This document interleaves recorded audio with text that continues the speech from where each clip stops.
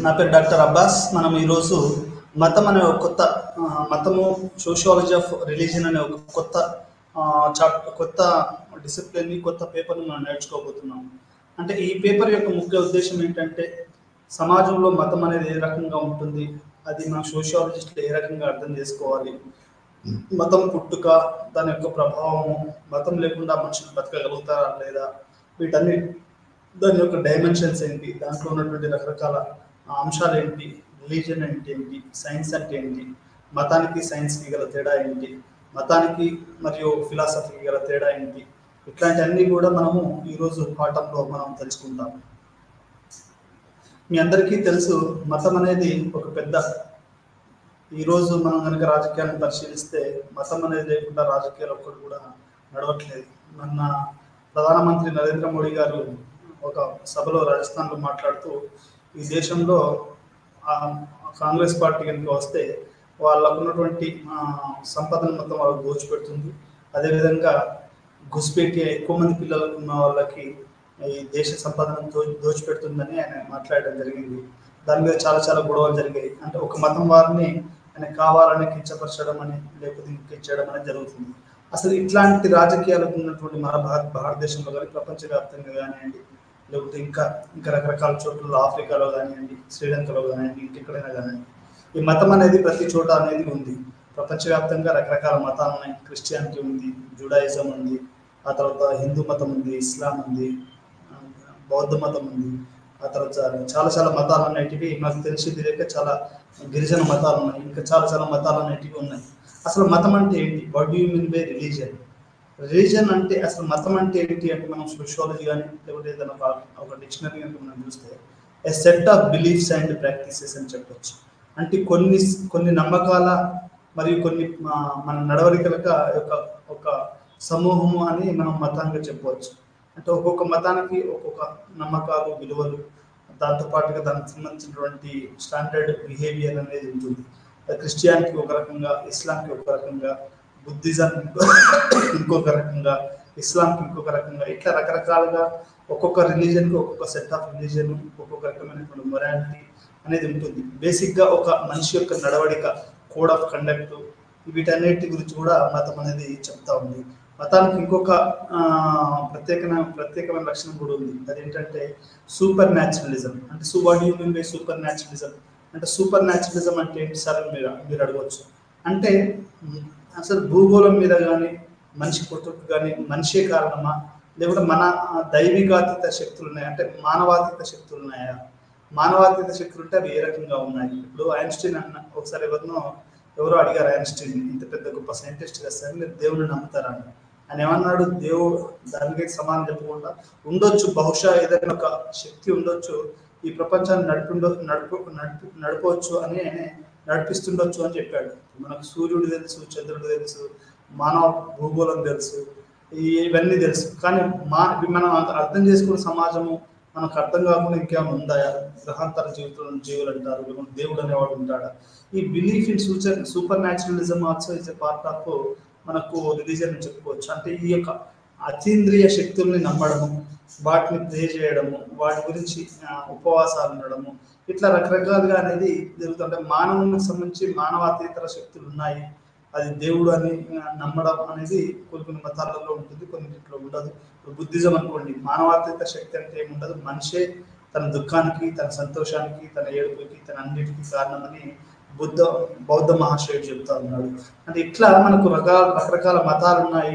ఆ రిలీజియన్ అంటే set of beliefs and morals అనేది ఇక్కడ మనం అర్థం చేసుకోవాల్సినటువంటి విషయం. అయితే ఇక్కడ మనం సోషియాలజీ ఆఫ్ రిలీజియన్ అంటే ఇక్కడ ఒక అర్థం చేసుకోవాలి. సోషియాలజీ ఆఫ్ రిలీజియన్ వేరు, ఫిలాసఫీ ఆఫ్ రిలీజియన్ వేరు, థియాలజీ వేరు. ఈ 3 రకాలైనటువంటి భేదాలు ఉన్నాయి. సోషియాలజీ ఆఫ్ రిలీజియన్ అంటే మతం గురించి సామాజిక ప్రిన్సిపల్స్ తోటి మతాన్ని మనం ఏ రకంగా చదువుతాం, అంటే మన శాస్త్రవేత్తలు మతాన్ని ఏ రకంగా దాన్ని శాస్త్రీయంగా మతాన్ని చదవడం, ప్రతిదాన్ని కూడా మనం శాస్త్రపరంగా చదవచ్చు, శాస్త్రీయంగా చదవచ్చు. అంటే మనం ఎట్లయితే ఫిజిక్స్ చదువుతామో అట్లే మతాన్ని కూడా ఒక శాస్త్రీయబద్ధంగా మతాన్ని చదవచ్చు. దాంట్లో మనం ఎంబెడ్ దొరికేది కానివ్వండి, లేకపోతే మ్యాక్స్ వెబర్ కానివ్వండి, కార్ల్ మార్క్స్ కానివ్వండి, వీళ్ళు మతాన్ని ఎట్లా చూశారనేది మన సోషియాలజీ ఆఫ్ రిలీజియన్లో మనం చూడవచ్చు. అదే రకంగా మనకి ఇక్కడ సోషియాలజీ ఆఫ్ అంటే మతం అనేది ఈ రకంగా ఒక set of beliefs and practices అని మనం ఇక్కడైతే చెప్పుకున్నామో, ఇట్లా ఒక్కొక్క మతానికి ఒక్కొక్క set of religion, set of beliefs and philosophy ఉంటుంది. కొన్ని రిలీజియన్స్లో ఏంటంటే అంటే ఎక్కువ మంది రిలీజియన్స్ వరకు కానీ ప్యాట్రియార్కల్ స్ట్రక్చర్స్ అని స్త్రీవాదులు అంటూ ఉంటారు. అంటే ఈ స్త్రీలకు వ్యతిరేకము, స్త్రీలు ఎట్లా ఉండాలి, మగవాళ్ళు ఎట్లా ఉండాలి, న్యాయం అంటే ఏంటి, ధర్మం అంటే ఏంటి, ఒక మనిషి ఇంకో మనిషి పట్ల ఎట్లాంటి విలువలు కలిగి ఉండాలి, ఎట్లాంటి వ్యక్తిగత జీవితాన్ని గడపాలి, ఎట్లాంటి పెళ్లి, ప్రేమ, ఇవన్నీ కూడా మనకు మతాలలో ఉంటాయి. అంటే ఒక మతం వాళ్ళు ఇప్పుడు ఉదాహరణకి ముస్లిం మతం వాళ్ళు వేరే వాళ్ళని పెళ్లి చేసుకుంటే తప్పకుండా వేరే వాళ్ళు ఆ మతం తీసుకోవాల్సి ఉంటుందని ఖురాన్ చెప్తా ఉంది. అంటే ఈ రకంగా ఒక్కొక్క మతానికి ఒక సెట్ ఆఫ్ బిలీఫ్స్, ప్రాక్టీసెస్ ఉంటాయి. అదర్ వరల్డ్, వేరే ప్రపంచం ఉంటుంది, ఒక స్వర్గం ఉంటుంది. ఆ స్వర్గంలో ఇక్కడ మనం మంచి చేస్తేనే అక్కడ పోతామని హిందూ మతం ఉంటుంది. అక్కడ రంభా, ఊర్వశులు, మేనకలు, వీళ్ళంతా అందమైన లేడీస్ ఉంటారు, మీకు మందు అందిస్తూ ఉంటారు అనేది హిందూ మతం కొంతవరకు బిలీఫ్ చేస్తారు. అంటే ఈ ప్రపంచంలో మనం బాగా చేస్తే ఆ ప్రపంచంలోకి ఎంటర్ అవుతామని చెప్తారు. అంటే ఒక్కొక్క మతానికి ఒక్కొక్క రకమైనటువంటి set of beliefs and practices ఉంటాయనేది మనం ఇక్కడ అర్థం చేసుకోవాలి. సోషియాలజీ పరంగా మనం రిలీజన్ ఎట్లా అర్థం చేసుకుంటాం అనేది ఇక్కడ మనం ప్రధానంగా అర్థం చేసుకోవాల్సినటువంటి అవసరం. అదేవిధంగా sociology of religion, philosophy of religion మరియు థియాలజీల మధ్య తేడా. థియాలజీ అంటే ఏంటి? థియాలజీ రిలీజనే strictly study of the religion. ఇప్పుడు ముస్లిం ముల్లాలు ఉంటారు, లేకుంటే క్రిస్టియన్ ఫాదర్స్ ఉంటారు, లేకుంటే రబ్బీస్ ఉంటారు. వీళ్ళందరూ ఏంటంటే ప్రతి బైబిల్లో కానీ, ఖురాన్లో కానీ, లేకపోతే భగవద్గీతలో కానీ ఏ దీంట్లో ఏముంది అని వాళ్ళు క్షుణ్ణంగా చదవడాన్ని వాళ్ళ మత గురువులు అని చెప్పొచ్చు. ఒక్కొక్క మతానికి ఒక్కొక్క గురువు ఉంటాడు. ఇప్పుడు బుద్ధిజానికి ఒక రకమైనటువంటి మత గురువు, అదే రకంగా హిందూ మతానికి ఇంకొకరు, క్రిస్టియానిటీకి ఇంకొకరు, అదే రకంగా వేరే వాళ్ళకి ఇంకో రకంగా, ఇట్లా మత గురువులు అనే వాళ్ళు ఉంటారని మనం ఇక్కడ అర్థం చేసుకోవాలి. ఇట్లా మత గురువులు చేస్తారో వాళ్ళ వాళ్ళు దాన్ని థియాలజీ అంటారు. నువ్వు మత గురువు కావాలంటే కూడా దానికి క్రిస్టియన్ మత గురువు కావాలంటే దానికి పెద్ద ట్రైనింగ్ ఉంటుంది. ఒక 2-3 years. చిట్టి బాబా అని మా ఫ్రెండ్ ఒక అతను 2-3 years అతను లండన్లో అది తీసుకున్నాడు. ఇది మత గురువు కావడానికి, పాస్టర్ కావడానికి చాలా స్ట్రిక్ట్గా మనము ఇవి మతాన్ని చదవాల్సి ఉంటుంది. అది ఇస్లాంలో కూడా అంతే, క్రిస్టియానిటీలో అంతే, హిందూ మతంలో కూడా. ఇప్పుడు వెంకటేశ్వర స్వామి టెంపుల్ దగ్గర మనకు ఈ యొక్క దళితుల్ని కానీ, బీసీలని కానీ వాళ్ళను పురోహితులుగా ఎవరు అక్కడ వాళ్ళను మతాచార్యులుగా పెట్టారు. ఎందుకంటే ఆ మతం అనేది తక్కువ కులాల వాళ్ళని అది బ్యాన్ చేస్తుంది కాబట్టి. అంటే ఇక్కడ చెప్పదలుచుకున్న విషయం ఏంటంటే సోషియాలజీ ఆఫ్ ఇది ఎట్లా ఉంటుంది, ఈ రిలీజన్ అనేది ఎట్లా ఉంటుంది, ఫిలాసఫీ ఆఫ్ రిలీజన్ ఏంటి, థియాలజీ ఏంటి. ఈ థియాలజీలో ఈ యొక్క నిమ్న వర్గాలని వాళ్ళు బ్యాన్ చేశారు. అయితే ఈ మధ్యలో కంచేయాలంటే వాళ్ళు ఈ మతాన్ని మనం మార్చాలి, మతం చాలా రకాలుగా ఒకప్పుడు మొదట్లో ఉన్నట్టు ఈరోజు మతాలు లేవు. సైన్స్ పెరిగిన కొద్దీ మత ప్రభావం తగ్గుతుంది. అంటే ప్రీ మోడర్న్ సొసైటీలో ఎట్లా ఉంది మతము, మోడర్న్ సొసైటీలో ఎట్లా ఉంది, ఆ తర్వాత పోస్ట్ మోడర్న్ సొసైటీలో ఎట్లా ఉంది అనేది మతం అనేది కూడా మనం ఈరోజు పరిశీలించవలసినటువంటి అవసరం ఉంది. సైన్స్ ఏం చెప్తుందంటే, ఏదైతే అబ్జర్వబుల్ ఫినామినాను అది చెప్తుంది. సైన్స్ అనేది అబ్జర్వబుల్ ఫినామినా గురించి చెప్తుంది. అట్లనే దేవుడు అనేవాడు నాకు చిన్నప్పుడు ఉదాహరణ చెప్తున్నాను. నాకు చిన్నప్పుడు పడుకునేటప్పుడు ఒక అది ఉండేది ఏంటంటే, అసలు దేవుడు అనేవాడు ఉంటే నా ముందుకు చిన్న పిల్లలు ఉన్నప్పుడు స్కూల్కి పోయేటప్పుడు మా ఊళ్ళో దీక్షకులు పడుకునేటప్పుడు అసలు దేవుడు అనేవాడు ఉంటే నాకు ఈరోజు అవపడాలి అని చిన్నప్పుడు అట్లా పడుకునేవాడిని. నాకు తర్వాత పెరిగిన కొద్ది అర్థమైంది, దేవుడు అంటే ఆయన ఎవరు అతీత శక్తులు ఏం లేవు. మనుషులు ఉన్నారు, అమ్మా నాన్న ఉన్నారు, ఆ తర్వాత సమాజం ఉంది, వీళ్ళందరూ ఉన్నారు. అయితే ఒక అలౌకిక భావన ఉండొచ్చు, కానీ మనకు మెటీరియల్ ఫామ్లో దేవుడు అనేవాళ్ళు ఎవరు అవపడరు అనేది నాకు తర్వాత ఇప్పుడు అర్థమవుతుంది. అంటే చిన్నపిల్లల్లో మన చిన్నపిల్లలప్పుడు దైవిక భావన ఎక్కువ ఉంటుంది, కొంతమంది రేషనల్ భావన ఉంటుంది. నాకు దైవిక భావన ఉంటుంది. నాకు దేవుడు అనేవాడు అంటే అది రేషనలిస్ట్ అని చెప్పుకోవచ్చు, లేకపోతే ఒక రకమైన చింతన ఉండేది. అట్లా ఉండేదా అని అనిపించేది అన్నట్టు. ఆ రకంగా మనం మతము, దేవుడు, ఒక set of beliefs, morality, 10 commandments అని ఉండదు. మొరాలిటీ అంటే ఏంటంటే నైతిక ప్రవర్తన. అంటే 10 commandments అని ఉంది క్రిస్టియన్స్కి. ఆ 10 commandmentsని వాళ్ళు ఎట్లా చేయాలి అనేది వాళ్ళు లేకుంటే ముస్లింలకు 5 సూత్రాలు ఉంటాయి. 5 సార్లు నమాజ్ చేయడము, హజ్ చేయడము, వడ్డీలకు ఇవ్వకపోవడము, ఆ తర్వాత ఒక్కసారి మక్కాకి విజిట్ చేయడము, ఇట్లాంటివన్నీ కూడా ఒక కార్డినల్ ప్రిన్సిపల్స్ అనేటివి ప్రతి మతానికి ఉంటాయి అనేది మనం ఇక్కడ అర్థం చేసుకోవాలి. ఈ కార్డినల్ ప్రిన్సిపల్స్ మీద ఆధారపడి చేసుకుని అది ఉంటుంది. దానికి తగ్గట్టుగా రిచువల్స్ ఆ తర్వాత సెరమనీస్ ఉంటాయి అనేది మనం అర్థం చేసుకోవాలి. దీంతో పాటుగా డ్రెస్సింగ్ ప్యాటర్న్స్, లేకపోతే ఫుడ్ హ్యాబిట్స్, ఇవన్నీ కూడా మనకు రిలీజియస్గానే ఆధారపడి ఉంటాయని చెప్పొచ్చు. నేను ముస్లిం అబ్బాయిని, నేను ఎంత కాదనుకున్నా నా జీవిత కాలంలో నేను బీఫ్ తినకపోవచ్చు. అంటే it is highly you are no more a Muslim if you eat pork. అంటే అట్లా ఆ రకంగా పోర్క్ అనేది ఓల్డ్ టెస్టమెంట్లో ఉన్నటువంటి ఒక నిబంధన, అది క్రిస్టియానిటీలోకి వచ్చి ఆ తర్వాత ముస్లింలకు వచ్చింది అనేది మనకు తెలుసు. ముస్లిమ్స్ ప్రపంచవ్యాప్తంగా ఎక్కడ కూడా పోర్క్ తినరు, అది మనం అర్థం చేసుకోవాలి. హలాల్ మాత్రమే తింటారు. అంటే మనకి ఎక్కడి నుంచి వచ్చింది అంటే ఇది మత గ్రంథం నుంచి వచ్చింది అని అర్థం చేసుకోవాలి. అంటే ఈ రకంగా సోషియాలజీ ఆఫ్ రిలీజన్ ఏం చేస్తుంది అంటే అది ఏం చదువుతుందో మనం కొంచెం లోపల పోయిన తర్వాత చూద్దాం.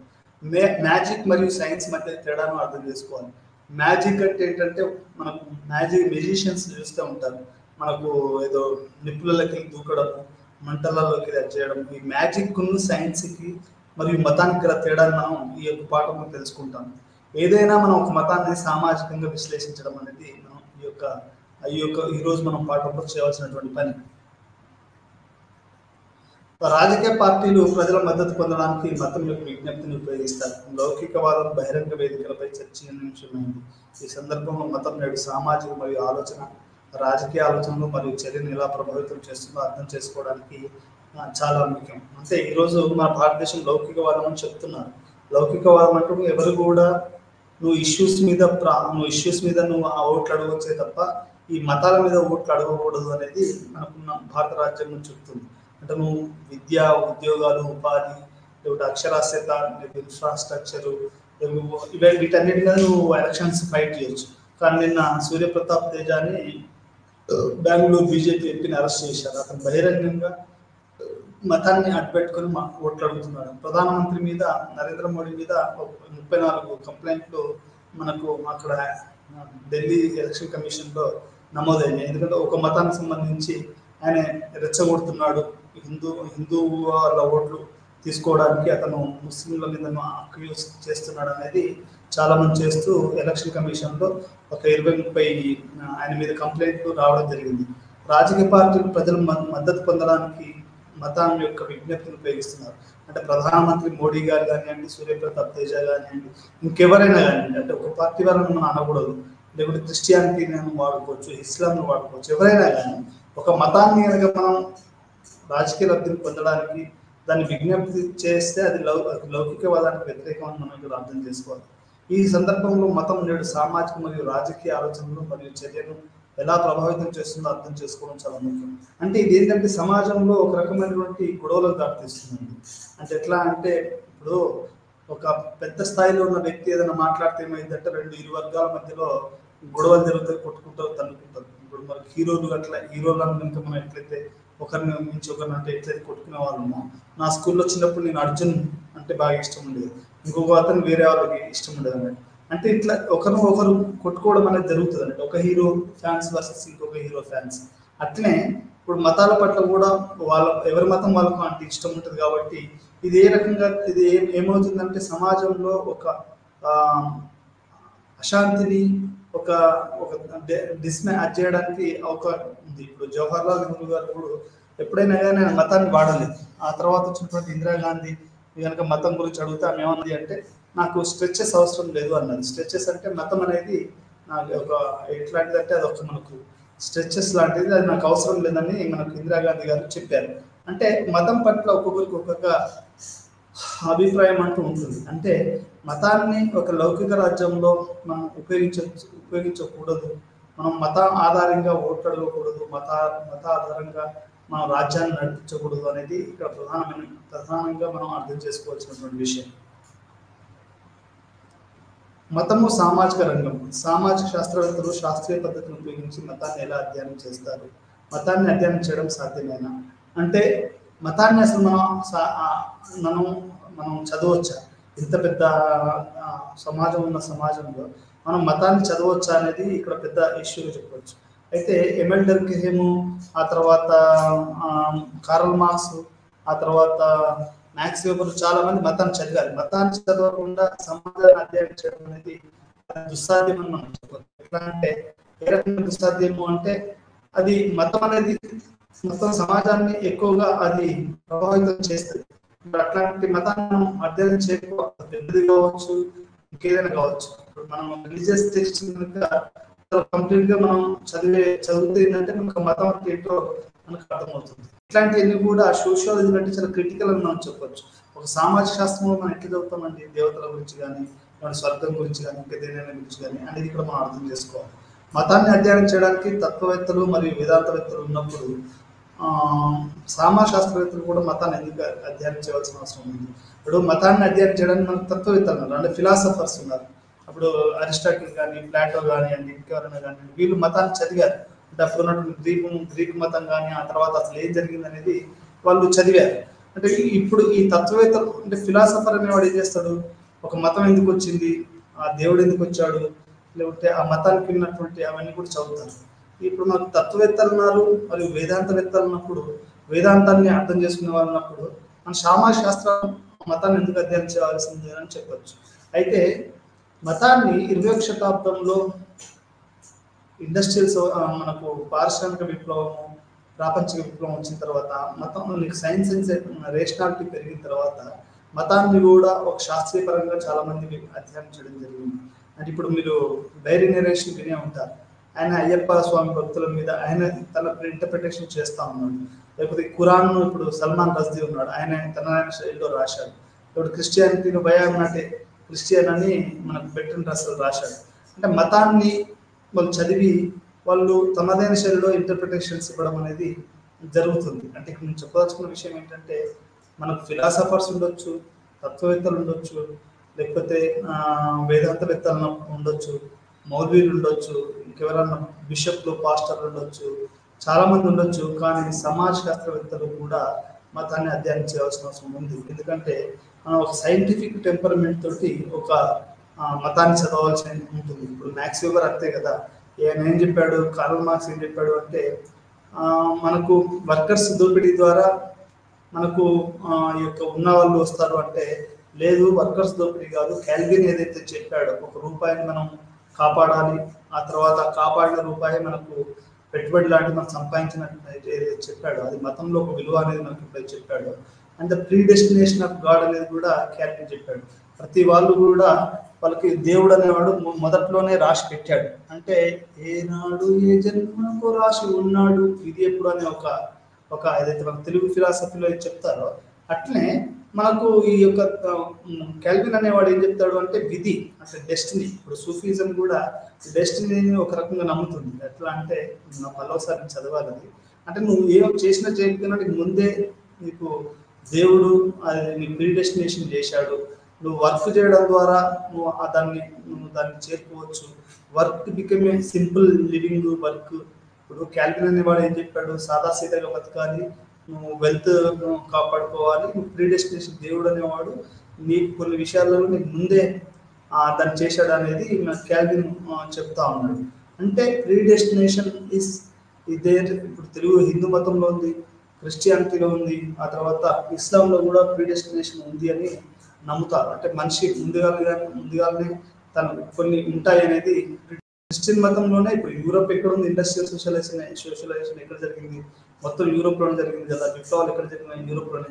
ఎందుకు జరిగాయి అంటే క్యాల్వినిజం ఏం చెప్తాడు అంటే ఈ యొక్క రూపాయిని సాధించడము, దాన్ని కాపాడుకోవడము, దాన్ని రీఇన్వెస్ట్ చేయడం ఏదైతే ఉందో దానివల్ల ఇదంతా జరిగింది అనేది, దానివల్ల పెట్టుబడిదారు విధానం చెందింది, మనకు ఆధునిక సమాజం వచ్చింది అనేది మనకు క్యాల్విన్ చెప్తున్నటువంటి అది. అంటే ఒక రకంగా దాన్ని మనం అది ఎట్లా అర్థం చేసుకుంటున్నాం అంటే మనం ఒక రకంగా ఈ యొక్క సమాజాన్ని ఒక సైంటిఫిక్ దృక్పథంతో మనము ఇక్కడ మనం అర్థం చేసుకుంటున్నాం అనేది ఇక్కడ అర్థం చేసుకోవాలి. అంటే ఈ రకంగా సోషలాజికల్గా కూడా మొత్తం మన సమాజాన్ని మనము ఒక శాస్త్రీయ పద్ధతి క్యాల్వినిజాన్ని చదవాలన్నా, సూఫీజాన్ని చదవాలన్నా, ఇస్లాంలో సూఫీజాన్ని ఇస్లాం చదవాలన్నా, హిందూ మతంలోని కొన్ని లిబరల్ ఆస్పెక్ట్స్ హిందూ మతం చదవాలన్నా, ఇవన్నీ కూడా మనం మనకు తత్వవేత్తలు ఉండొచ్చు, వేదాంతవేత్తలు ఉండొచ్చు, ఇంకా వేరే వాళ్ళు ఉండొచ్చు, కానీ సామాజిక శాస్త్రవేత్తలు కూడా మతాన్ని అధ్యయనం చేయాల్సిన అవసరం ఉందనేది మనం అర్థం చేసుకోవాలి. ఉదాహరణకి ఎమెల్ డర్కైమ్ మతాన్ని చదివేటప్పుడు ఏం చెప్పాడు అంటే, అది ఎలిమెంటరీ ఫార్మ్స్ ఆఫ్ రిలీజియస్ లైఫ్లో టోటెమిజం అనేది చాలా ఎర్లీ ఫార్మ్ ఆఫ్ రిలీజన్ అని చెప్పాడు. What do you mean by totemism?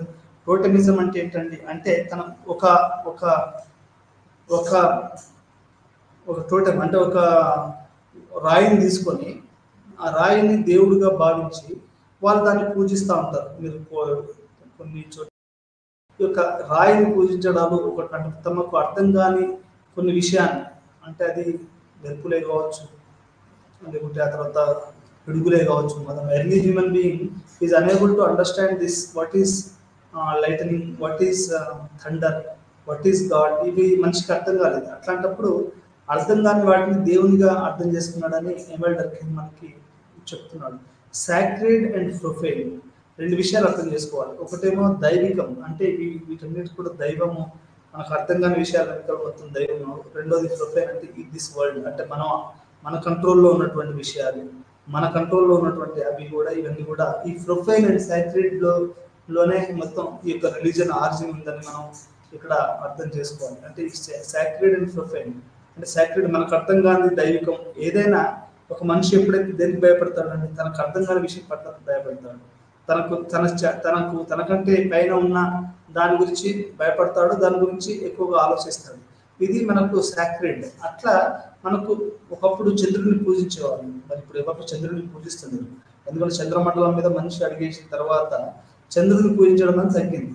రేపు సూర్యుని దగ్గర కూడా ఏదైనా హెలికాప్టర్ వేసుకుని ఏది చేస్తే ఆ సూర్యుని కూడా పూజించడం తక్కువైంది. అంటే నేను చెప్పదలుచుకున్న పాయింట్ ఏంటంటే మనిషి యొక్క హేతువాదము, మనిషి యొక్క రేషనాలిటీ ఇవన్నీ పెరిగిన కొద్దీ మనకు వేదాంతాలు అన్నప్పటికీ, తత్వవేత్తలు అన్నప్పటికీ, scientific study of sociology, religion అనేది ఇస్ వెరీ వెరీ ఇంపార్టెంట్ అనేది మనకి అర్థం చేసుకోవాలి.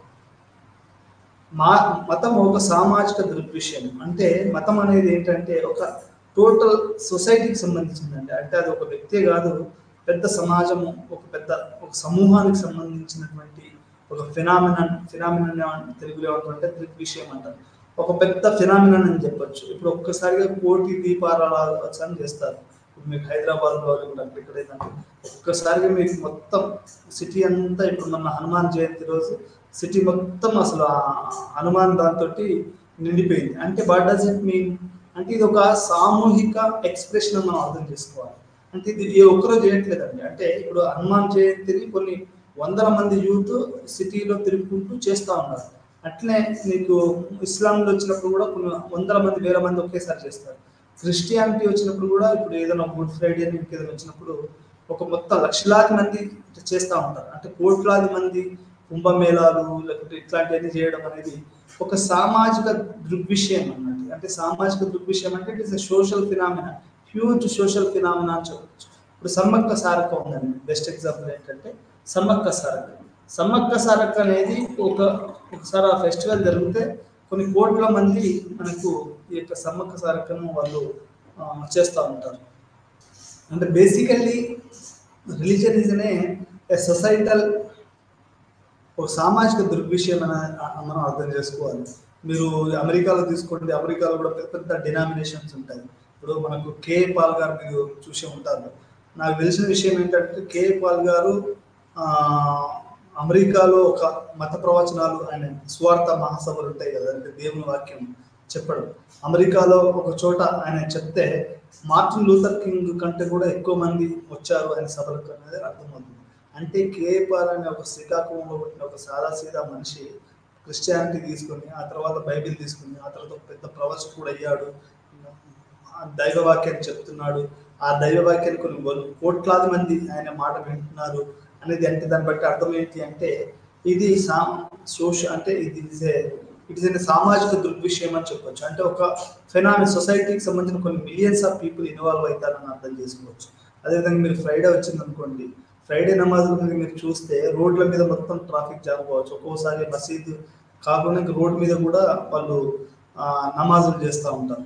లేకపోతే ఏదైనా ఇట్లా రిలీజన్ వచ్చినప్పుడు అంటే మొత్తం సమాజమే ఇన్వాల్వ్ అయిపోయి వినాయక చవితి వచ్చిందంటే మొత్తం రోడ్లన్నీ క్లోజ్ అయిపోతాయి. ఒక సామాజిక దృక్పథం. అంటే ఇది మంచిదా చెడ్డదా అనేది మన తర్వాత విషయం, కానీ మనకు అర్థమైంది ఏంటి అంటే ఇది ఒక సామాజిక దృగ్విషయం అని చెప్పడానికి మనకి ఉదాహరణలన్నీ తెలుస్తాయి. అయితే నాది ఒక నాలాంటి వాళ్ళు చెప్పేది ఏంటంటే, నువ్వు ఏ పండుగ చేసుకో, ఏదైనా చేసుకో, కొన్ని కోట్ల మంది ఇన్వాల్వ్ కానీ దానికి వేరే వాళ్ళని డిస్టర్బ్ చేయకుండా, ఒక వాళ్ళు వేరే వాళ్ళని డిస్టర్బ్ చేయకుండా ఉండడం అనేది మనం ఇక్కడ ఇక్కడ చాలా చాలా ముఖ్యమైన విషయం. ఎందుకంటే నువ్వు పబ్లిక్ డిస్టర్బెన్స్ చేయకూడదు. నువ్వు ఏ మతాన్ని చేసుకో, ఏదైనా చేసుకో, పబ్లిక్ న్యూసెన్స్ క్రియేట్ చేయడం అనేది is very very bad. Actual ఇండియాలో అది ఎక్కువ.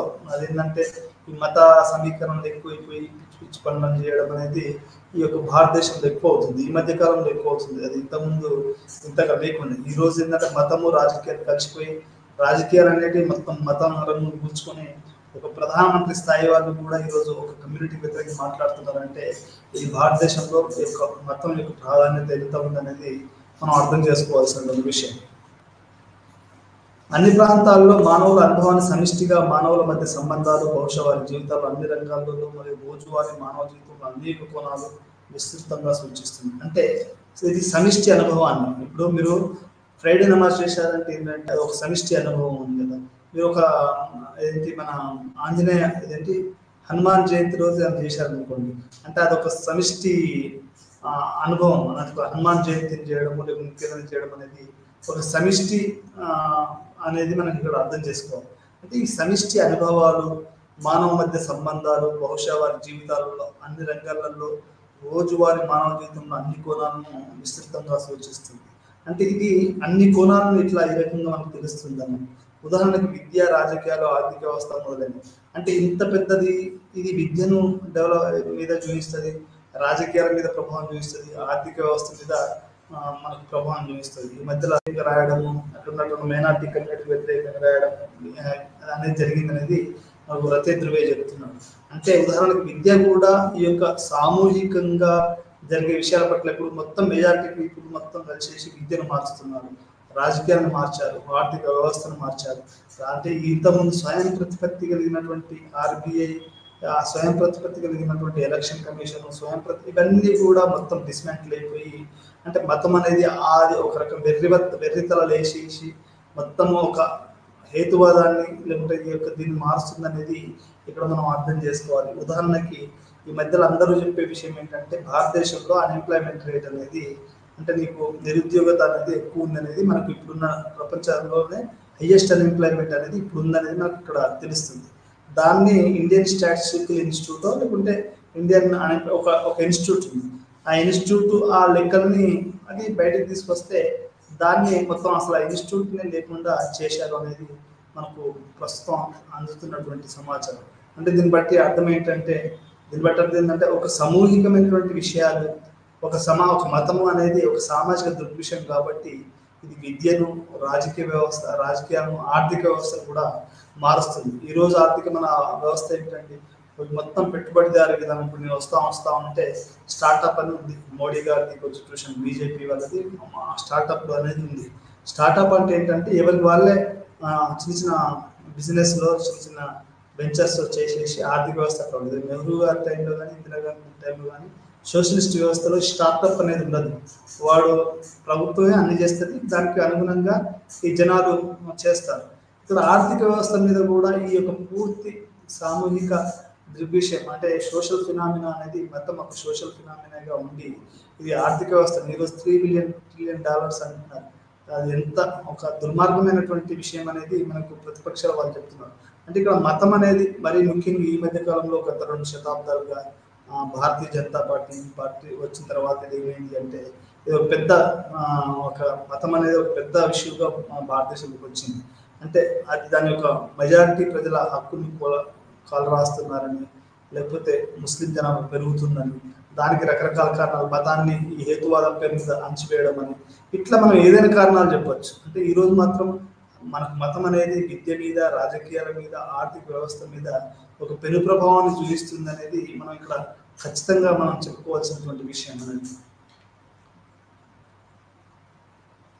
మతం యొక్క సామాజిక నిర్వచనం ఈ మధ్యాహ్నం యొక్క విషయాన్ని స్పష్టంగా గుర్తించడానికి నిర్వచనం మనకు సహాయపడుతుంది. సామాజిక శాస్త్రవేత్తల ప్రాథమిక పని ఏదైనా పరిశోధన చేపట్టే ముందు వారు తమ అధ్యయనాల యొక్క వస్తువును నిర్వచించడం. చాలా తరచుగా నిర్వచనాలు అధ్యయనం యొక్క వస్తువు కంటే కంటెంట్ కంటే పదార్థాన్ని వివరిస్తాయి. కానీ అధ్యయనం యొక్క వస్తువు యొక్క ముఖ్యమైన ఆలోచన నిర్వచనం అందించే విధంగా తగిన జాగ్రత్తలు తీసుకోవాలి. స్థూలంగా సమాజశాస్త్ర నిర్వచనాన్ని నిర్మించడానికి కింది 4 లక్షణాలు గుర్తించబడతాయి. అంటే ఏదైనా పరిశోధన చేపట్టే ముందు తమ అధ్యయన వస్తువులు అంటే మతాన్ని మనం నిర్వచించాలి. ఏదైనా మనం తీసుకున్నప్పుడు కులం గురించి మాట్లాడుకోవాలి, కులం అంటే ఏంటో తెలుసుకోవాలి. అదే రకంగా మనం మతం సంబంధించినటువంటి అధ్యయనం చేయాలి అంటే రిలీజన్ అంటే ఏంటో మనం దాన్ని డిఫైన్ చేయాల్సినటువంటి అవసరం ఉంది అనేది మనం ఇక్కడ అర్థం చేసుకోవాలి. అదేవిధంగా తగిన జాగ్రత్తలు తీసుకోవాలి. స్థూలంగా సమాజశాస్త్ర నిర్వచనాన్ని నిర్మించడానికి 4 లక్షణాలు గుర్తించాలి. అదేంటంటే దాన్ని ఒక వేరియబుల్గా మనం చూడాలి అనేది మనం ఇక్కడ అర్థం చేసుకోవాలి. మతం ఒక సామూహిక దృగ్విషయం. మతం అనేది వ్యక్తుల సమూహాన్ని కలిగి ఉంటుంది. మతం అనేది నమ్మకాలు మరియు అభ్యాసాల యొక్క భాగస్వామ్య వ్యవస్థ. నేను చెప్పాను, religion is a set of beliefs and practices అని చెప్పాను. It's a kind of set of beliefs and practices. ప్రతి మతం సామూహిక ఆరాధన అవసరాన్ని చెప్తుంది. అంటే ప్రతి మతం కూడా ఏం చెప్తారంటే నువ్వు ఇండివిజువల్గా పూజ చేయడం కాదు, నువ్వు టెంపుల్కి వెళ్ళినా లేకపోతే ఇంకేదైనా చేసినా ఒక సామూహికంగా పండుగలు చేసుకోవడం, సామూహిక ఆరాధన పద్ధతుల్ని చేయాలి అనేది చెప్తుంది. ఇప్పుడు కాకపోతే దీంట్లో సమస్య ఏమైంది అంటే ఈ మధ్య కాలంలోనే ఈ సామూహిక ఆరాధన పద్ధతుల్ని రాజకీయంగా హైజాక్ చేస్తున్నారు. అంటే ఒక పార్టీ అంటే పొలిటికల్ ఇది బాగా పెరగడం వల్ల ఏమవుతుంది అంటే ఈ సామూహిక ఆరాధన క్రమాన్ని వీరు రాజకీయ నాయకులు హైజాక్ చేసేసి దాంట్లో తమ రాజకీయాలను చొప్పిస్తున్నారు అనేది మనం ఇక్కడ అర్థం చేసుకోవాల్సినటువంటి విషయం.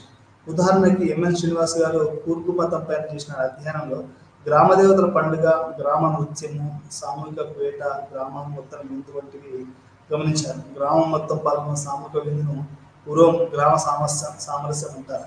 అంటే ఇప్పుడు గ్రామాలలో జరిగేటువంటి గ్రామ నృత్యాలు, మా ఊర్లో చనిపోయినప్పుడు ఏంటంటే ఒక డ్రామాలు, కథలు అవన్నీ వేసేవారు. అది ఒక విలేజ్కి అది ఎక్కడికి వచ్చి వచ్చి మొత్తం ఆ డ్రామాని కృష్ణార్జున యుద్ధం అని, ఇంకా సీతారామ గాథని, ఇంకా రకరకాలైనటువంటి విషయాన్ని వెనకాల అదే వాళ్ళు ముఖాన్ని రంగేస్తుంటే నేను అందించేవాడిని. అంటే ఈ రకంగా అంటే గ్రామీణ ప్రాంతాల్లో ఉండేటువంటి మతం కార్యక్రమాలు మొత్తం సమాజానికి అక్కడ వాళ్ళందరికీ ఏంటంటే అవి ఒక సామూహిక ఆరాధన విషయాన్ని సూచిస్తాయని చెప్పొచ్చు.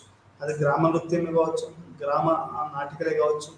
గ్రామీణ ప్రాంతాలలో ఏంటంటే ఈ కథలకు వీళ్ళకి ఈ మధ్య కాలంలో పటాల కథలు అని ఉంటాయి, లేకపోతే నాటకాలు అని ఉంటాయి. ఇవి ఎక్కువగా ఆడవాళ్ళకి మరీ ఎక్కువగా అవి చేస్తాయి. మొత్తానికి విందు వంటివి ఉన్నాయి. గ్రామం మొత్తం కొంత సామూహిక విందును గ్రామ సామరస్యం అంటారు. అంటే సామూహిక విందులు కూడా ఉంటాయి. ఇప్పుడు మనకు గ్రామీణ ప్రాంతాలలో ఎట్లా ఉంటాయంటే కొన్ని మొత్తం సామూహిక విందులు కూడా ఉంటాయి. ఇది గ్రామ సామరస్యానికి పనికొస్తుంది అనేది మనకు అర్థం చేసుకోవాలి. ఎంఎన్ శ్రీనివాస్ గారు కూడా కూర్పు పైన జరుగుతున్నటువంటి అధ్యయనాలలో గ్రామ దేవతల పండుగలను, గ్రామ నృత్యము, సామూహిక వేట, గ్రామానికి సంబంధించిన మొత్తం విందు వంటివి ఉన్నాయనేది ఆయన మనకు ఇక్కడ చెప్పడం అనేది జరిగింది. దీన్ని మనము మతం ఒక సామూహిక దృశ్యం అంటే ఇట్స్ ఒక social phenomena of a group అని చెప్పవచ్చు. అతీంద్రియ మరియు పవిత్రత. దాదాపు ప్రతి మతం మధ్యలో అతీంద్రియ ఆలోచన ఉంటుంది. సూపర్ న్యాచురాలిటీ అంటారు. అతీంద్రియమైనటువంటి భౌతిక అవగాహన. అంటే ఈ అతీంద్రియ అంటే మీరు అడగవచ్చు, sir what do you mean by supernatural? అతీంద్రియము, ఇంద్రియాలు అంటే సెన్సెస్, అంటే మనం తాకడం కానీ, శ్వాస తీసుకోవడం కానీ, లేకపోతే టేస్ట్ కానీ, లేకపోతే ఇవన్నీ కూడా మనకు అతీంద్ర అంటే మనకు వీటిని మనం చేయాలి. మనం వీటి సెన్సెస్ ఏదైతే మనకు 5 సెన్సెస్ ఉన్నాయో, చూడడము, వినడము, ఆ తర్వాత రుచి చూడము, ఇవన్నీ ఏవైతే ఉన్నాయో, స్పర్శ చూడటము, ఇవైతే ఉన్నాయో ఇవన్నీ ఇంద్రియాలు. అంటే ఇవన్నీ మనం దీన్ని టచ్ చేసి చేయాలి. అతీంద్రియము అంటే వీటిని ఈ సెన్సెస్ ద్వారా మనం పట్టుకోలేము అన్నట్టు. అంటే అది మనం మానవ భౌతిక అనుభవాలకి బయట ఉంటుంది అనేది మనం అర్థం చేసుకోవాలి. దాదాపు ప్రతి మతం కూడా ఈ అతీంద్రియ ఆలోచనల మీదనే ఆధారపడి ఉంటుంది. ఇది దానివల్లనే జనాలు ఎక్కువగా భయపడుతూ ఉంటారు. అతీంద్రియ ఆలోచన అంటే పైన ఇంకేదో ఉంది, అది మనల్ని చేస్తుంది అనేది ఉంది. కానీ మనకి రోజుకి మనకు యూరోప్లో కానీ ఇప్పుడు మనకు తెలిసింది ఏంటంటే అతీంద్రియ ఆలోచనల గురించి జనాలు ఇప్పుడు మనుషులు ఎవరు చర్చలకు పోవడం అనేది జరగట్లేదు యూరోప్లో అనేది వింటున్నాను.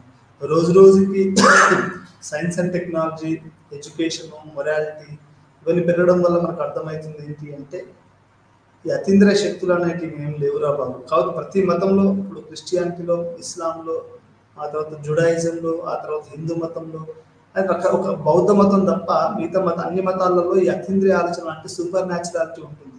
సూపర్ న్యాచురాలిటీ ఏంటంటే which is unable to find by our senses. We cannot see it, we cannot hear it, we cannot touch it, we cannot sense it, ఇవన్నీ కూడా ఉంటుంది. దీన్ని మనం అతీంద్రియమైన భౌతిక అవగాహన మించినది. అంటే బై ఫిజికల్ సెన్సెస్ మనం ఇప్పుడు దీన్ని ఏం చేయలేము, ఇది బియాండ్ మన ఉంటుంది అని అడిగారు. ఇదే విషయాన్ని ఇంతకుముందు మీరు చెప్పాను. ఐన్స్టీన్ అడిగారు, is there anything super natural but you believe అంటే మేబీ అన్నాడు ఆయన. అంటే ఉంది అని కాదు, దాని మీద పెద్ద డిబేట్స్ ఉంది. God is a daisy or not. ఏంటి డైసీ అంటే అతను ఈ అతీంద్రియ అనేది మనకు డైసీగా ఉంటుందా అనేది కూడా కొన్ని ఆలోచనలు ఉన్నాయి. ఆ మధ్యలో పిహెచ్డీ చేసేటప్పుడు చదువుతుంటుంది. ఇది సర్వశక్త అనంతం లేదా అసాధారణమైనది అని చెప్తా ఉంటాం.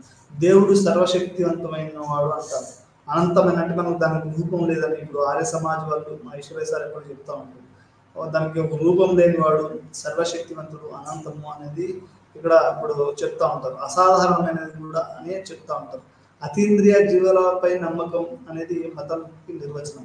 అంటే ఏదైతే ఈ సూపర్ న్యాచురల్ బిలీఫ్ చేయడమే ఈ యొక్క మతానికి ఉన్నటువంటి ప్రధానమైనటువంటి నమ్మకం. అది హిందూ మతమైనా, క్రిస్టియానిటీ అయినా, ఇస్లాం అయినా ఈ అతీంద్రియ శక్తులు నమ్ముతారు.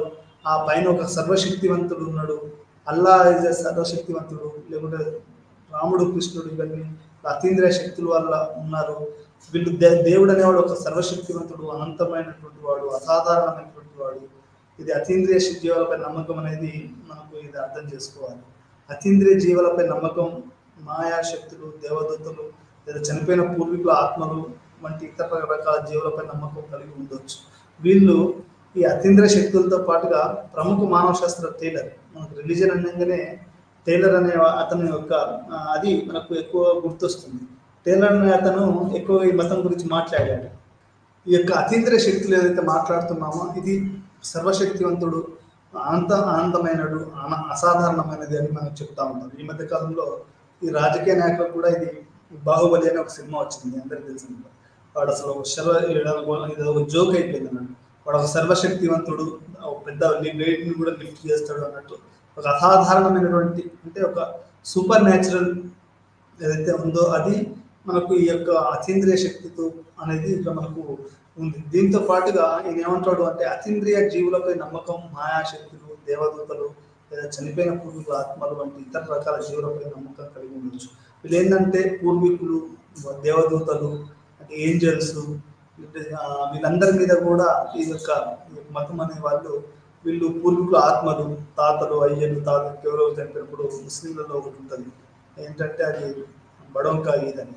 అంటే ఆ రోజు మన ఇళ్లలో చనిపోయిన వాళ్ళ గురించి వాళ్ళ అందరికి కూడా ఊదులు వేస్తూ ఉంటారు. ఇది మనకు అంటే ఆ పాత వాళ్ళు చనిపోయిన వాళ్ళ ఆత్మలు ఉంటాయి, వాళ్ళని మనం అధ్యయాలి అనేది ఇక్కడ మనకు వీళ్ళు చెప్తా ఉంటాం. అతీంద్రియ మరియు పవిత్ర. అతీంద్రియ ఒకటి, పవిత్ర అంటే సాక్రెడ్ కూడా ఇది పార్ట్ ఆఫ్. ఇప్పుడు సాక్రెడ్ మీకు మక్కకు పోయి రావడం అది సాక్రెడ్, 5 times నమాజ్ చేయడం సాక్రెడ్. ఇవన్నీ కూడా సాక్రెడ్ నమ్మకాలు, పవిత్రమైనటువంటి నమ్మకాలు. పవిత్రత, అపవిత్రత అనేది సాక్రెడ్ అండ్ నాన్ సాక్రెడ్ అనేది one of the most important aspect of the religion అని మనం అర్థం చేసుకోవాలి. మతం యొక్క సమాజశాస్త్రం యొక్క అభివృద్ధి. మతంపై పండితుల ఆసక్తిని ఇటువంటిది కాదు.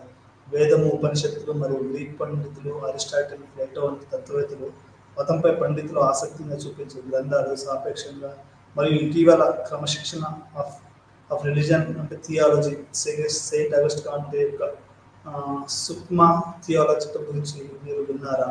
మరియు ఫిలాసఫీ మతాన్ని అధ్యయనించడానికి చాలా ముందుకు సాగానే అంగీకరించారు. ఇక్కడ మతం పట్ల సమాజ శాస్త్రం ఆసక్తిని కలిగి ఉన్నాం. డర్కెహం మరియు వెబర్ వంటి శాస్త్రీయ సమాజ శాస్త్రవేత్తలు మతం యొక్క ప్రాముఖ్యతను వివిధ మార్గాల్లో అధ్యయనం చేశారు. ప్రస్తుతం కాలంలో ఆసక్తి మళ్ళీ పుంజుకుంది. మతం యొక్క సమాజ శాస్త్రంలో 3 గమనించదగ్గ దూరం ఉన్నాయని మనం అర్థం చేసుకోవచ్చు. అంటే మతంపై పండితుల యొక్క ఆసక్తి అనేది ఇప్పటికే కాదు. అంతెందుకంటే ఇప్పుడు మనకు పైథాగరస్ అనేవాడు ప్రపంచంలోనే ఒక అతిపెద్ద మ్యాథమెటిషియన్. అంటే అది అదైతే మూడు కోణాల యొక్క 2 కోణాలు తెలిసి 3వ కోణాన్ని తెలుసుకోవచ్చు అని చెప్పినటువంటి పైథాగరస్ అతను ఎక్కువ మతాన్ని కూడా నమ్మేవాడు. మీకు కన్నన్ ఒక అతను ఉండేవాడు. ఒక పక్క world one of the best world mathematician, but he also very very very traditional human being. అంటే ఇప్పుడు మనకి ఇక్కడ నుంచి చెప్పాల్సింది ఏంటంటే అరిస్టాటిల్ కానివ్వండి, ప్లాటో వంటి తత్వవేత్తలు మతంపై పండితుల ఆసక్తిని చూపించే గ్రంథాలు సాపేక్షంగా మరియు ఇటీవల క్రమశిక్షణ of religion, theology, Saint Augustine theology గురించి విన్నారు. అంటే ఇక్కడ నేను చెప్పాల్సిన విషయం ఏంటంటే మొదటి నుంచి మతం పట్ల అరిస్టాటిల్, ప్లాటో వంటి వాళ్ళు కూడా ఆసక్తిని చూపించారని ఉన్నది. ఫిలాసఫీ ఆఫ్ మతం చాలా ఫిలాసఫీ ఆఫ్ మతాన్ని అధ్యయనం చేయడం చాలా ముందుకు సాగాలని అంగీకరించాను. ఇక్కడ మతం పట్ల సామాజిక ఆసక్తిని కూడా కలిగి ఉన్నారు. ఎందుకంటే నేను ఇంతకుముందు చెప్పాను, ఎల్డర్ క్రీమ్ గారు not only rules of sociological method but he also wrote on suicides, but he also wrote on elementary forms of religion.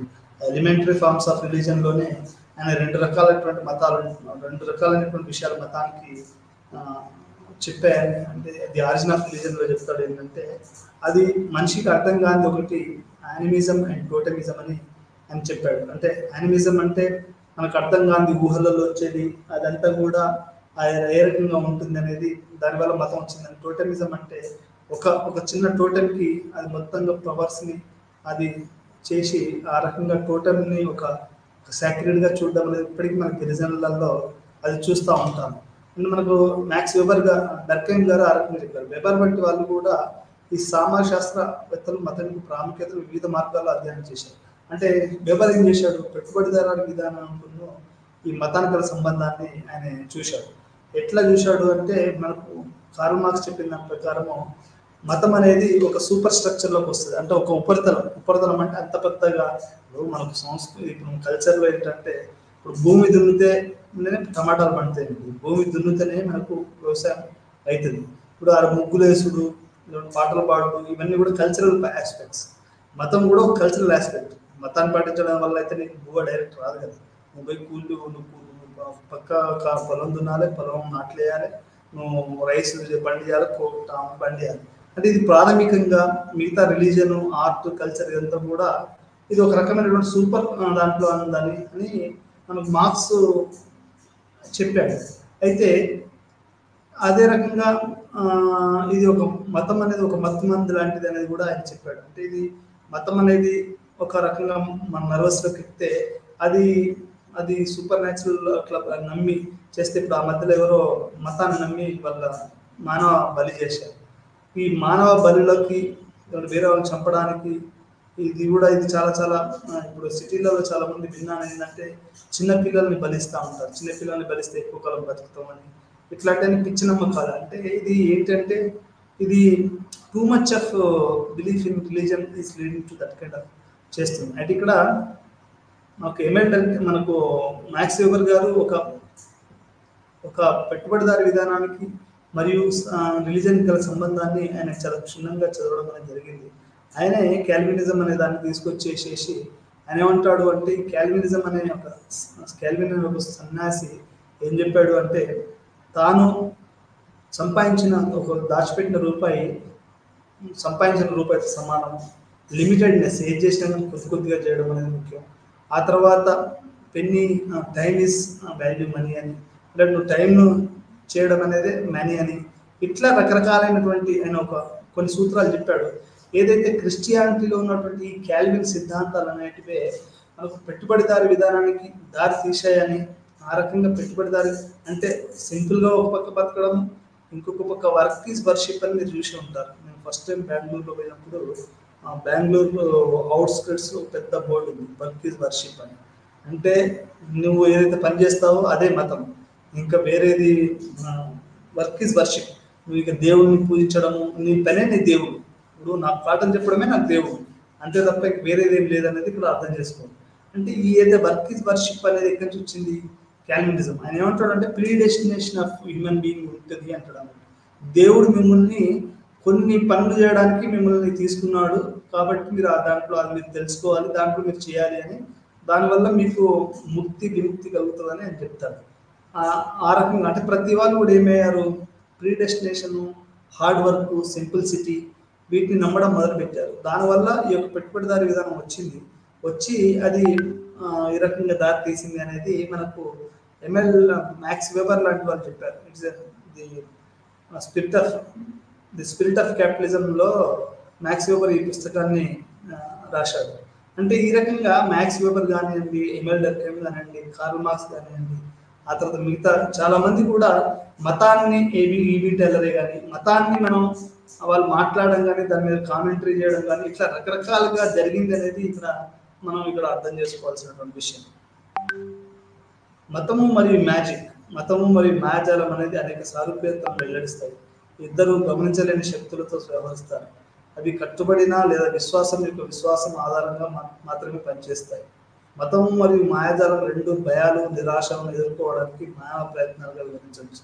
అంటే వాట్ ఈస్ భయాలు నిరాశలు, మతము మరియు మాయాజాలం. ఇప్పుడు ఒకటి చెప్తానండి, మాయాజాలం అనేది చెప్తాను. అంటే what you mean by magic. ఇప్పుడు నేను షిరిడి సాయిబాబా దగ్గర పోయాను ఒకసారి, ఏదో ఫీల్డ్లోకి పోయేటప్పుడు. అక్కడ అందరూ కూడా పెళ్లి కార్డు పట్టుకున్నారు, ఆయన ఆశీస్సులు కోరుకుంటున్నారు. అంటే అక్కడ ఏంటి, ఆయన మ్యాజిక్ చేస్తున్నాడు. ఇప్పుడు విభూతి తీసేసి ఇట్లా నోటికి ఇవ్వడం అనేది ఆయన చేస్తూ ఉన్నాడు. అంటే విభూతి చేయడము, లేకపోతే శివలింగాలను క్రియేట్ చేయడము, ఇట్లాంటివి చేస్తూ ఉన్నాడు. అదొక మ్యాజిక్. అది అంటే ఈ మతానికి మ్యాజిక్కి దగ్గర సంబంధం ఉందనేది మనం ఇక్కడ అర్థం చేసుకోవాలి. ప్రతి సూఫీ సన్యాసులు కొంతమంది మ్యాజిక్స్ చేస్తూ ఉంటారు. అంటే ఇట్లా డన్ చేయడము, ఇవి చేయడము, ఈ మ్యాజిక్ చేయడం అనేది సూఫీ సన్యాసులకు కూడా కొంతమందికి అంటే సూఫీజం పేరు మీద చేస్తూ ఉంటారు. క్రిస్టియానిటీలో కూడా కొంత మ్యాజిక్ చేస్తూ ఉంటారు. అంటే దేవుడు ఒకసారిగా లేచి నడిచి కాళ్ళు పోయినట్టు, లేకుంటే షుగర్ వ్యాధి వచ్చిన వాళ్ళకి, ఇంకేదైనా వచ్చిన వాళ్ళకి వాళ్ళు మొత్తం మటుమాయమైపోయినట్టు మనం క్రిస్టియన్ మ్యాజిక్ ను చూపిస్తూ ఉంటారు. మీరు ఎక్కడైనా చూడండి, మీరు ఇది సినిమా కనుక చూస్తే, ఇది ఫహద్ ఫాసిల్ సినిమా, నాకు గుర్తుకు రావట్లేదు. ఆ సినిమా కనుక చూస్తే ఎట్లా ఈ మ్యాజిక్లు అనేటివి చేస్తారు. దీనికి ఒక పెద్ద మాఫియా నెట్వర్క్ ఉంటుంది. అంటే ఈరోజు ఐటీ వాళ్ళను ఈ స్వాములు భక్తులే వీళ్ళే కోట్లాది రూపాయలు, మరీ ముఖ్యంగా నార్త్ ఇండియాలో ఏంటంటే ఒక చదువు లేకపోవడం వల్ల, లేకుంటే రకరకాల కారణాల వల్ల ఏంటంటే అక్కడ ఉమెన్ వాళ్ళందరూ కూడా ఎక్కువగా ఈ మ్యాజిక్ నమ్ముతారు. ఎవరైతే అన్ఎడ్యుకేటెడ్ ఉన్నారో, సైన్స్ అండ్ టెక్నాలజీ ఎక్కువగా మనకు అంతగా అభివృద్ధి చెందని ప్రాంతాలలో మ్యాజిక్లు ఎక్కువ నమ్ముతారు అనేది మనం ఇక్కడ అర్థం చేసుకోవాల్సి ఉంటుంది. ఈ రెండు కూడా ఒకదానికొక సారూప్యతను కలిగి ఉన్నాయని కూడా మనం ఇక్కడ అర్థం చేసుకోవాల్సిన విషయం. ఇవి భయాలను మరియు నిరాశను ఎదుర్కోవడానికి మానవ ప్రయత్నాలుగా వివరించవచ్చు. అంటే మనిషికి భయాలు ఉంటాయండి. నేను ఐఏఎస్ కొడతానో లేదో, నేను ఐపీఎస్ కొడతానో లేదో, నాకు పెళ్ళి అయిందో లేదో, నాకు మంచి జాబ్ వస్తుందో లేదో, ఇట్లాంటి భయాలు ఉంటాయి. ఇంకొక నిరాశలు ఉంటాయి. నిరాశకి వీడేదో ఆలోచిస్తాడు, అక్కడ నిరాశ ఎదురైంది. ఈ రెండింటిని ఎదుర్కోవడానికి ఈ మ్యాజిక్ అనేది ఎవరో ఇప్పుడు టీవీలలో కూడా అదే పనిగా మీ యొక్క సమస్యలకు అడ్జేస్తామని సాయిబాబా అదని ఇంకేదో అని పెద్ద పెద్ద పోస్టర్లు అవుపడతా ఉంటాయి సమాజంలో. అదేంటంటే మ్యాజిక్ పీపుల్ అన్నట్టు. నీ యొక్క జాతకం చూస్తాడు, నీ అది చూస్తాడు, తీసుకొని అది చేసేసి నీకున్న భయాన్ని మీకు మీ బిజినెస్లో, వ్యక్తిగత కుటుంబాల్లో మీకు సమస్యలు వచ్చాయా, అయితే మా దగ్గరికి రండి, వెంటనే దాన్ని నివారిస్తామని. మీరు చాలా హైదరాబాద్ ఊర్లో ఉండకపోవచ్చు, కానీ హైదరాబాద్లో చాలా వరకు ఇవన్నీ ఉంటాయి. అంటే దీనికి కారణం ఏంటంటే భయాలు మరియు నిరాశలు ఉంటాయి కదా. మధ్యతరగతిలో ఏంటంటే ప్రతిదీ నిరాశ కానీ భయాలు కానీ ఎక్కువగా ఉంటాయి. దీన్ని ఎదుర్కోవడానికి మ్యాజిక్ చేస్తూ ఉంటారు. ఇప్పుడు ఈ మత గురువులు ఏం చేస్తారంటే వీళ్ళని తీసుకొచ్చేసేసి మ్యాజిక్ చేస్తారు. కొంతమంది పిల్లలు అసలే పుట్టకపోతే ఏంటంటే వాళ్ళు మత గురువులు లేకపోతే ఏదో మ్యాజిక్ చేస్తున్నామని చెప్పి వాళ్ళు కట్ చేసి వాళ్ళని రేప్ చేసి వాళ్ళ పిల్లలు పుట్టించి ఇట్లా ఏదేదో రకరకాలుగా మ్యాజిక్ పేరుతోటి మతానికి మ్యాజిక్. ఇప్పుడు ఎన్నో బాబాలు, ఇప్పుడు దొంగ బాబాలు, ఎన్ని బాబాలు వచ్చారు మీ అందరూ తెలిసి. వాళ్ళందరినీ ఇప్పుడు ఆశారాం బాబు అనే అతను చిన్నపిల్లలను రేపు చేస్తే సుప్రీంకోర్టు బతికినంత వరకు వాడిని దాంట్లో జైల్లో వేయాలని చెప్పారు. ఇప్పుడు మీకు పంజాబ్లో ఉన్నటువంటి సచ్చాదే సౌదర్ డైరా అనేవాడు కూడా వాడేం లేదు, అదే పనిగా అమ్మాయిని రేప్ చేయడం అనేది అది ఒక పెద్ద ప్రోగ్రామ్. అంటే వాడు మ్యాజిక్ చేస్తాడు అన్నట్టు. అంటే మ్యాజిక్ అంటే ఎట్లా అంటే వాడు సాంగ్స్ పాడతాడు, లిరిక్స్ రాస్తాడు, వాడే దైవశక్తిగా వాడు చెప్పుకుంటాడు. ఇంకేదన్నా దైవశక్తులు వాళ్ళకు ఉన్నట్టుగా ఈ మ్యాజిక్ని చేయడం అనేది అంటే ఈ యొక్క రిలీజియస్ పీపుల్స్ ఏంటంటే ఈ దైవశక్తులు తనకున్నట్టు. ఆ మధ్యలో శాంభవి అని ఒక అమ్మాయి ఉంది. ఆ శాంభవి అనే అమ్మాయికి దైవశక్తులు ఉన్నాయని చెప్పేసి ఒక పెద్ద ఆ మధ్యలో అవి జరిగాయి. అయితే అదంతా ఏం లేదు, హ్యూమన్ రైట్స్ వాళ్ళు, రేషనలిస్టులు ఇవంతా పోయి అదంతా ఏం లేదు, శాంభవికి ఇవేం లేదు, చిన్నపిల్ల అమ్మాయి. ఆ అమ్మాయికి అది విచిగా ఆమెకు ఎక్స్ట్రా పవర్స్ ఉన్నాయని చెప్పారు. అంటే ఈ రకంగా మతానికి మరియు మ్యాజిక్కి దగ్గర సంబంధం ఉందనేది మనం ఇక్కడ అర్థం చేసుకోవాలి. అంటే ఈ రెండింటికి సారూప్యతలు ఉన్నాయి. మీరు పుట్టపర్తి సాయిబాబా తీసుకోండి, ఇంకేదైనా సాయిబాబా తీసుకోండి, అంటే షిరిడి సాయిబాబా కాదు కానీ ఈ యొక్క మ్యాజిక్ వీళ్ళందరూ ఈ స్వాములు చేసేదంతా కూడా ఈ మాయాజాలం. మీరు సినిమా చూసుంటారు, చిరంజీవి ఒక పాత సినిమా ఉంది, అది మంచి దొంగన ఏదో, వాడు ఇట్లా దాంట్లో పెట్టంగానే చెంబు ఒకసారి వస్తే వాడు ఏది కావాలంటే అది దాంట్లో చేపెట్టి ఏది కావాలంటే అది వస్తుంది అన్నాడు. ఆ కింద ఇంకొక మనిషి ఉంటాడు దాన్ని అందించడానికి. అంటే ఇది ఒక రకమైన జనాల్ని మాయాజాలం చేసేసి జనాల్ని ఆకట్టుకోవడానికి ఉంటుందండి. ప్రతి మత గురువులు ఈ మాయాజాలాన్ని కొంతమంది నమ్ముతూ ఉంటారు. ఈ మతానికి మాయాజాలానికి చాలా దగ్గర సంబంధం ఉందని ఇక్కడ మనం అర్థం చేసుకోవాల్సిన విషయం. మతము మరియు సైన్స్. సైన్స్ అనేది జ్ఞానం కోసం అన్వేషణ, అలాగే సమస్యను పరిష్కరించే పద్ధతి. అయితే ఇక్కడ మతం అనేది అయితే బిలీఫ్, ఇక్కడ సైన్స్ ఏంటంటే జ్ఞానం కోసం అన్వేషణ. ఇది ఇట్లనే ఎందుకు జరుగుతుంది? ఇప్పుడు ఉదాహరణకి ఏంటంటే జ్ఞానం అంటే ఏంటంటే యాపిల్ ఎందుకు కిందనే పడ్డది? ఇప్పుడు ఒక యాపిల్ ప్రతిదీ వస్తువు కూడా కింద పడ్డం అనేది మనం అందరూ చూసే విషయం. అది ఎందుకు కింద పడ్డది, పైకి ఎగరొచ్చు కదా అనేది చాలా సింపుల్ క్వశ్చన్. అది జ్ఞానం కోసం అన్వేషణ అంటే ఆ రకంగా అన్వేషణ జరిగింది. అంటే అది బిలీఫ్స్ వ్యతిరేకం అండి. రిలీజన్ ఈజ్ ఏ నమ్మకం, ఇదేమో జ్ఞానం. నమ్మకాలకు జ్ఞానానికి సంబంధం లేదు. చాలా నమ్మకానికి జ్ఞానం అనేది అది దెబ్బతీస్తూ ఉంటుంది. సమస్యలను పరిష్కరించేది పద్ధతి. ఈ సైన్స్ అనేది ఇప్పుడు ఒకప్పుడు మనం మాట్లాడుకోవాలనుకోండి లెటర్లు రాసేవాళ్ళు, ఆ లెటర్ ఇంటికి పోయేసరికి ఆ మనిషి ఉంటాడో పోతాడో కూడా తెలియదు. కానీ ఈరోజు మనకి టెలిఫోన్ ఇవన్నీ వచ్చింది. అంటే మనకి సైన్స్ అనేది పెరిగింది, జ్ఞానం పెరిగింది. మతము మరియు సైన్స్ రెండు మానవ జ్ఞానం యొక్క రూపాలు. అంటే ఈ యొక్క మతము మరియు సైన్స్ రెండు కూడా ఒకటేమో బిలీఫ్, ఇంకోటేమో జ్ఞానం కోసం మన భాష. ఈ రెండు కూడా ఒక రకమైనటువంటి జ్ఞానం యొక్క రూపాలు, మానవ అవగాహన రూపాలని చెప్పవచ్చు. ఆ విధంగా సైన్స్ మరియు మతము వాస్తవికతతో తమను తాము సంబంధం కలిగి ఉండే మానవ మార్గాలు. వాస్తవికతతో తమను తాము సంబంధం కలిగి ఉండే సైన్స్ కానీ మతం కానీ ఇది మార్గాలు అని చెప్పచ్చు. గతంలోనూ వర్తమానంలోనూ అనేక సందర్భాల్లో అనేక యుద్ధాల్లో సైన్స్ మరియు మతము మానవ జాతి వ్యతిరేకంగా ప్రవర్తించాయి. చాలా వరకు కూడా ఒక్కో సైన్స్ అంతే మతము అంతే, రెండు కూడా పెద్ద పెద్ద సైంటిస్టులు చెప్పినటువంటి చరిత్ర మతానికి ఉంది. మనుషుల్ని స్లేవరీగా చేసినటువంటి చరిత్ర మతానికి ఉంది. అదేవిధంగా న్యూక్లియర్ సైన్స్ లాంటివి మొత్తం మానవాన్ని విధ్వంసం చేసి హిరోషిమా, నాగసాకి లాంటి విధ్వంసకమైనటువంటి చేసింది సైన్స్ అని చెప్పుకోవచ్చు. మతం మరియు సైన్స్ రెండు తమ సిబ్బందికి అర్హతను నిర్దేశిస్తాయి. మతము మరియు సైన్స్ రెండు తమ సిబ్బందికి అర్హతను నిర్దేశిస్తాయి. అంటే ఈ religion and science what they will do is they will show duties అనేది మనం ఇక్కడ అర్థం చేసుకోవాలి. ఈ రెండు కూడా మానవ జాతికి వ్యతిరేకంగా ప్రవర్తించాయి అని మనం చెప్పుకోవచ్చు. అంటే ఇక్కడ కొన్ని విషయాలు చెప్పి మనం చేద్దాం. సైన్స్ అండ్ చెప్తా ఉంటే రోజు రోజుకి మనకు సైంటిఫిక్ టెంపర్ పెరగడం వల్ల, అంటే వైజ్ఞానికంగా పెరగడం వల్ల, లేకుంటే ఆడవాళ్ళు చదువుకోవడం వల్ల సమాజంలోని చాలా చాలా విషయాలు అనేవి ఈరోజు రూపుమారిపోతున్నాయని మనం అర్థం చేసుకోవాలి. సైన్స్ అనేది రోజు రోజుకి అది చేసేసి ఒక రకంగా మతం అనేది ఏమి ఉండదు. ప్రతి వాళ్ళు ఈ మధ్యలో చెప్పుకున్నారు నాకు కులం లేదు మతం లేదు మనిషి అని చెప్తున్నారు. ఈ మధ్యలో ఇంతకుముందు అట్లా ఉండకపోయింది. ప్రతిదీ కూడా నేను ఈ కులం ఈ మతం ఈ ప్రాంతం అని చెప్తున్నాను. కానీ సైన్స్ పెరిగిన కొద్దీ నేను ఒక మనిషిని, నాకు అవసరాలు ఉన్నాయి, అవసరాలు తీర్చడమే మీ పని, అంతేగాని నాకు కులాలు లేవు మతాలు లేవు అనేది ఈ మధ్య యూత్లో చాలా మంది చెప్పుకుంటున్నారు. ఇప్పుడు మీరు మన కేరళలో ఏంటంటే ఒక మా కులం లేదు, ఆ కులం అనే ఏదైతే మన ఫామ్లో ఉంటుందో దాన్ని ఎత్తేసారు అనేది మనకు అర్థమవుతుంది. అంటే మాకు ఈ కులాలు, ఇప్పుడు ఫర్ ఎగ్జాంపుల్ ఏదో రాహుల్ అని రాస్తా ఉంటారు, అక్కడ కులం రాయాల్సిన అవసరం లేదు, మతం రాయాల్సిన అవసరం లేదు, ఒక మనిషిగా గుర్తించండి అంతే అనేది ఇక్కడ చాలా మంది